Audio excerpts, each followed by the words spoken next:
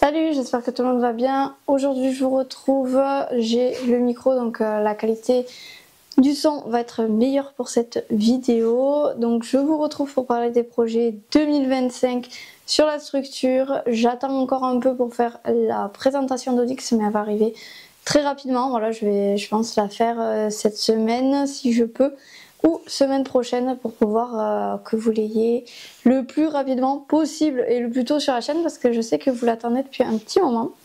Donc aujourd'hui, comme je vous ai dit, on va parler des projets 2025, mais projets vraiment axés travaux et pas projets qu'est-ce que j'aimerais développer sur le club ou des choses comme ça, parce que cette année 2025 ou saison 2024-2025, c'est en fait la continuité de ce qu'on avait commencé à installer avec l'asso ou au club pour les concours, etc.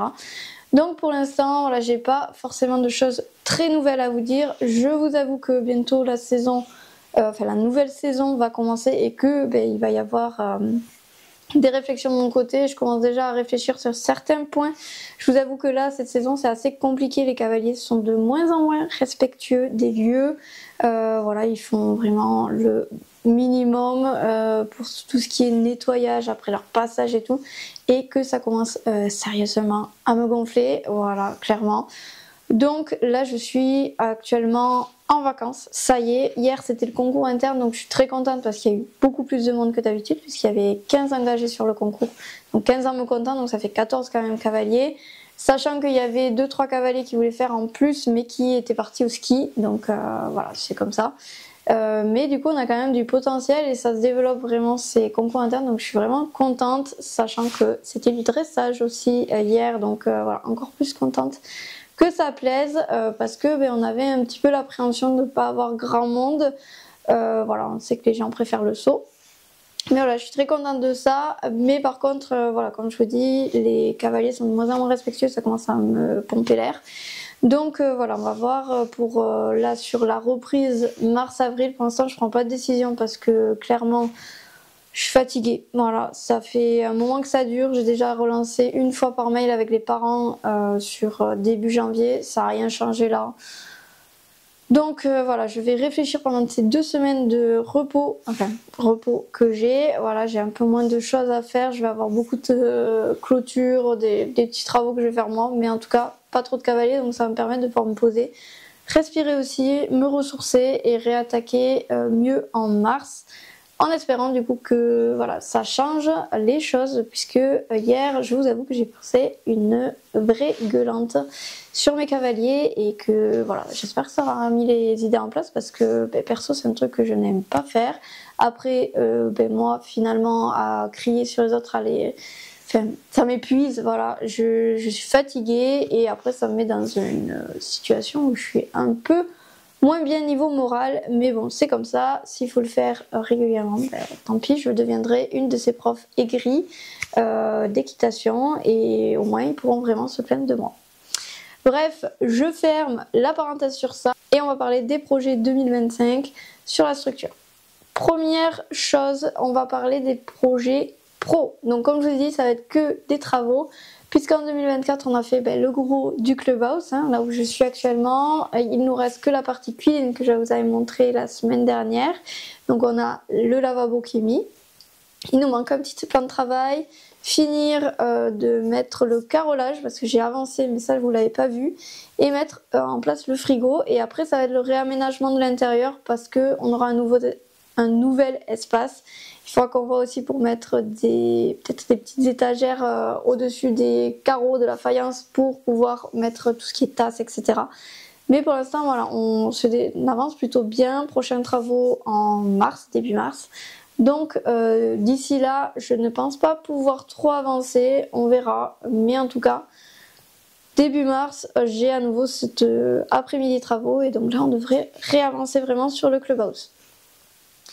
On parle de l'intérieur du clubhouse, mais il ne faut pas oublier l'extérieur puisque j'ai la terrasse à finir. On a une dalle à couler. Voilà, pour l'instant on est sur cailloux et un bout de muret qui est mis en place pour justement le moment où on va couler la dalle. Il y a une partie qui s'est un petit peu effritée qu'on avait mal faite. On avait du mal faire le mélange, le dosage et tout.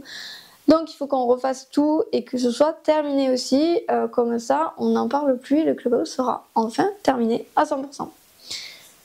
Deuxième projet, travaux, c'est tout simplement continuer les prêts en bois, donc ce qui était prévu initialement en 2024, parce que oui, bien sûr, la structure évolue, donc il y a des choses qui évoluent aussi, et quasiment terminé. Donc c'est-à-dire que là, il ne me reste que dans le prêt du bois derrière moi, la partie haute sur un quart, un peu plus d'un quart du pré, et la partie haute sur le pré où ils sont tout le temps, donc le pré avec l'abri, où il y a du coup 3/4 de la clôture à faire.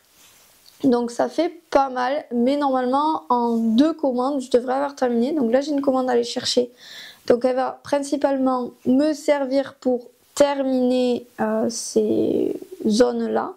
Je vais aussi m'en servir pour commencer, donc vous avez compris, commencer une nouvelle clôture. Donc en fait tout simplement la clôture que je voulais laisser normalement en fil, qui est la clôture de la clairière, ben voilà, ils me l'ont pété, ça y est, donc du coup il va falloir que je passe aussi en bois, donc voilà, ça va se faire en continuité. J'ai une zone à faire parce que là c'est tout a été couché, en fait ils sont traversés, donc c'est pour ça aussi que Numénor a changé de prêt, voilà, parce que ça je vous avais dit je crois, c'était lui qui cassait. Maintenant j'ai Minas aussi qui des fois fait pas d'effort, elle passe dans les clôtures, donc quand il y a les deux parties, elle ne passe pas. Mais quand il n'y en a qu'une, elle passe. Donc du coup, il va falloir vraiment revoir ça. Et donc revoir aussi tout le dispositif électrique parce que en fait, je suis sur des sols vraiment bidons pour l'électricité. En fait, l'hiver, ça passe plutôt bien. Mais il y a toujours un moment où on ne sait pas pourquoi ça ne passe plus comme il faut. Donc les poneys ont aussi beaucoup de poils, donc ils sentent moins le jus. Et du coup, ils commencent à pousser, à passer la tête entre les barrières, etc. L'été, le sol est tellement sec qu'en fait l'électricité ne se conduit pas. Donc du coup, ils ne prennent pas les décharges ou très peu. Et donc en fait, là, je rêve, vraiment, c'est ok méchant, mais je rêve du moment où j'arrive à avoir enfin une clôture électrique qui, juste, ils posent le dessus, ils se prennent une petite châtaigne, juste pour que en fait ça remette les idées en place à tout le monde et qu'ils arrêtent de donner des coups de pied dans les barrières, parce que des fois là les juments commencent à redevenir en chaleur, donc ça hennit sur les barrières, ça donne des coups, voilà, donc ça me pète les barrières, ça tombe. Alors c'est pas des grosses casses parce que c'est juste une barrière basse qui voilà se met à moitié tenue, voire toute par terre, donc en fait de vite c'est remis en 2 minutes, j'ai remis la barre, donc c'est pas énormément de boulot pour moi. Mais ça permettrait en fait de remettre un petit peu de cadre, je pense, pour les poneys. Et du coup, là, normalement, ce printemps, je vais m'atteler à revoir le système électrique de la clôture. Et vous le savez, comme on va avoir un frigo dans le clubhouse, la cafetière aussi, il nous faut changer d'onduleur. Donc du coup, ça va se faire, mais ça, c'est assez cher. Donc ça va attendre la fin d'année que j'ai ma prime pack pour pouvoir investir là-dedans. Parce que sinon, ça va être compliqué. Donc voilà pour les clôture existante, on va dire. Maintenant, il y a aussi le projet de faire un nouveau prêt pour Erebor et Oyalea pour 2026. Donc j'ai encore le temps, mais il faudra que ce soit fait pour janvier 2026. Ça va dépendre un peu du temps en fait, puisque elles sont dans le prêt avec les garçons, et le but c'est que sur la mise bas des juments qui vont être en élevage, qui vont aller à la saille cette année, et Erebor et Oyalea, elles puissent être tranquilles dans un pré sans qu'il y ait les garçons qui les embêtent. Donc du coup, je vais faire en fait une séparation dans le pré du bois qui est derrière là, niveau parking. Donc ça me permettra déjà d'avoir les poneys qui soient un peu plus loin du parking, donc les poneys qui sont toujours dehors.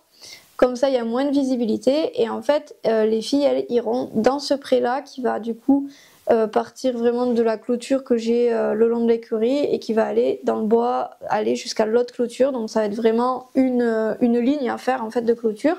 Donc ce sera quand même assez long vu qu'il y a quand même de la distance, hein, mine de rien, dans ce pré là. Le pré ne sera pas énormément grand parce qu'en fait quotidiennement elles y seront que 2, et il n'y a que au moment où il va y avoir les poulinages et la mise bas qu'ils vont être à plusieurs. Après, quand je vais devoir faire saillir, par exemple, Getaway et qu'elle ira avec Onyx, ils passeront du coup dans le pré avec Onyx. Et en fait, ils y resteront parce que le pré est plus grand. Voilà, même s'ils rentreront tous les soirs au box. En tout cas, Erebor et Oyalia seront dans ce pré-là parce que Erebor ne supporte plus d'être au pré avec les garçons, ça bouge trop. Elle en a vraiment marre là, ces temps-ci ça a été un petit peu compliqué de la sortir. Donc là actuellement elle est derrière moi toute seule dans le pré, comme ça me fait aussi le sevrage complet et définitif d'Oyalia. Et après elle retournera là-bas, tant pis pour quelques temps. J'espère du fait qu'elle soit sevrée, ça apaise un petit peu les choses, on verra, mais si je vois que c'est trop compliqué, je ferai ma séparation plus tôt et les filles iront plus tôt, même si j'aimerais pousser le maximum de temps qu'elle soit avec Onyx pour tout simplement l'éduquer comme il faut. Voilà pour tout ce qui est clôture. Maintenant on va passer à un projet du coup qui va se construire de A à Z sur 2025, c'est tout simplement un abri pour les garçons, puisqu'ils n'en ont pas, et un hangar de stockage. Donc en fait, je me suis dit, comme j'ai besoin des deux, je vais faire un bâtiment plus grand pour inclure les deux choses sous un toit en fait, tout simplement. Donc les garçons auront un abri ouvert comme les poneys du club l'ont. Donc vraiment, ce sera le même type d'abri, même dimension, parce qu'il fera 6 mètres de large sur 2 mètres, du coup, 6 mètres de long sur 2 mètres, sachant que l'ouverture est sur les 6 mètres. Voilà. On a du coup à cette partie-là ajouté 7 mètres derrière pour faire le hangar à botte de foin. Donc actuellement c'est mon gros point faible sur la structure, je n'ai pas de lieu de stockage, donc le foin en fin de saison il est un peu moins bon parce qu'il s'est fait mouiller plusieurs fois. Les premières couches elles sont beaucoup moins riches, elles sont un petit peu vieillies. Alors les poneys le mangent parce que c'est bon. Les endroits où c'est bien sûr pourri ou tout noir parce que les boules sont restées au sol, je l'enlève. Mais en tout cas j'ai moins de gaspillage en laissant sans rien qu'en mettant une bâche. La bâche c'était vraiment le pire truc à faire. Dans le sens où moi ici j'ai beaucoup de vent, elle se faisait des micro fissures très vite, du coup l'eau s'infiltrait, c'était la galère pour avoir du foin potable. Des fois ça m'arrivait d'enlever 3 épaisseurs de foin, alors que là j'enlève que la partie qui était le plus vers le sol, en fait c'est tout. Après le reste est bon, donc voilà, j'y gagne quand même si on est d'accord, la première couche est de moins bonne qualité, moins moins nutritive pour les chevaux. En tout cas, c'est quand même mieux pour eux. Et j'ai moins de perte de foin. Donc pour l'instant, je fonctionne comme ça. L'abri ne sera pas suffisamment grand pour que je mette toute ma production. Hein. C'est clair, net et précis. Mais en tout cas, j'espère pouvoir au moins mettre un peu plus de 20 boules pour que ça me fasse en fait de février, de maintenant jusqu'à juin. Parce que c'est la période où le foin, là, il va se détériorer beaucoup plus avec l'arrivée du printemps et les grosses pluies qu'il va y avoir avec. Donc ce hangar là va se faire je pense sur avril ou début mai, la semaine 19, parce que c'est la semaine où Greg a ses congés. Donc du coup je vais pouvoir lui demander de m'aider à faire la construction, prévoir des travaux aussi avec les personnes de l'assaut pour pouvoir en fait faire les plots béton en amont et après construire sur cette semaine-là. Il y a aussi de l'aménagement qui va se faire puisque j'ai des endroits où ça s'est creusé à force de passer et tout, donc je vais rehausser avec la terre qu'il me reste pour pouvoir plus tard stabiliser le tour de l'écurie parce que clairement je commence à en avoir vraiment ras-le-bol de la boue. Donc ça sera fait. Si jamais j'ai la chance d'avoir encore des tuiles qui me sont données, je le ferai en tuiles progressivement. Si ce n'est pas le cas, tout simplement je ferai venir une entreprise qui me fera le tour comme il faut pour pouvoir passer avec les engins et qu'on ait moins les pieds dans la boue. Et si c'est le cas, je ferai en même temps la stabilisation des prés, donc tout ce qui est l'entrée au niveau des râteliers, du point d'eau, etc. Donc ça va commencer à se mettre en place, on va dire le réaménagement avec la terre qui va se ramener et tout. Cette année, mais c'est un projet qui va être quand même assez onéreux et donc pour l'instant, voilà, c'est pas au programme. À l'ordre du jour, c'est pas la priorité. C'est vrai que ça apportera un énorme confort et une meilleure esthétique au club. Meilleures conditions aussi pour les cavaliers qui là passent dans la boue. Moi qui suis dans la boue tous les jours, les chevaux aussi. Mais voilà, c'est pas encore la priorité puisque c'est vraiment à des zones précises qu'il y a la boue et les chevaux sont quand même les pieds au sec dès qu'ils sortent des râteliers et ils ont la globalité du pré voilà, qui est sain. Donc pour l'instant, il n'y a pas d'urgence. Voilà pour tout ce qui est projet. Maintenant j'ai fini projet pro. On va passer au projet perso. Donc avec Greg depuis plusieurs années, on veut construire une maison. Et 2025 va être tout simplement l'année où on va faire tous les papiers. Et j'espère pouvoir commencer à construire en 2026. Donc pourquoi je vous en parle? Tout simplement parce que ça va induire évidemment des diminutions de projets sur le club. Donc c'est pour ça qu'il y en a un petit peu moins que d'habitude. En fait c'est vraiment là cette année la continuité et le bâtiment. Après c'est ce qui pourra se faire. Mais voilà, je vais axer sur mes 2 prochaines années plus d'énergie pour ma vie perso, ma vie de famille que pour le club. Dernier projet que j'ai. Là, on va parler des projets de cavalière. Donc, vous savez, j'ai commencé à passer mes savoirs 1 et 2 qui ont été validés cet été. Et j'ai commencé à suivre des cours pour passer mon savoir 3. Donc là, j'ai le dernier cours semaine prochaine. Et normalement, courant mars, je vais demander à passer l'épreuve du savoir 3 pour pouvoir le valider. Donc, on verra ce qu'il en est parce que ça va pas être la même personne qui me fait les cours et qui me le valide. Donc du coup, je ne sais pas du tout quelles sont les attentes de cette personne. On verra. Voilà, je vais passer directement et puis si je l'ai pas, c'est pas grave. Au moins j'aurai tout ce qu'il me faut, les clés en main pour pouvoir le repasser et l'avoir la fois d'après. Je vous avoue que je préférais l'avoir de premier coup, mais on verra bien.